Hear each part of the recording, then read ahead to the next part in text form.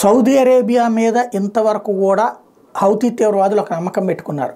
నేను మొన్నే చెప్పా, సౌదీ ఓ పక్కన తనే ఆయుధాలు కొనుగోలు చేస్తుంది. ఎందుకంటే హమాస్ తీవ్రవాదులే కావచ్చు, హిజ్బుల్లా తీవ్రవాదులే కావచ్చు, లేకపోతే కనుక ఇస్లామిక్ రెసిస్టెన్స్ ఫోర్స్ కావచ్చు, లేదంటే కనుక హౌతీలు కావచ్చు, వీళ్ళందరూ కూడా ఒకప్పుడు సౌదీ అరేబియాతో పాటు అరబ్ దేశాలకు ప్రమాదకారులే. ఇరాన్ తన తరపున వీళ్ళందరి చేతన అరబ్ దేశాల మీద దాడులు చేస్తుండేది. అందుకనే ఇప్పుడు జర్మనీ నుంచి ఏకంగా విమానాలే కొనుగోలు చేస్తుంది సౌదీ అరేబియా. మరొక వైపున సౌదీ అరేబియా వేగవంతమైనటువంటి అడుగులు వేస్తుంది.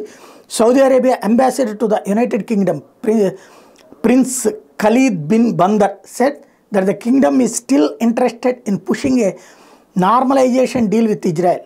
In an interview with BBC Radio, Bandar said that any deal must lead to the creation of an independent Palestinian state.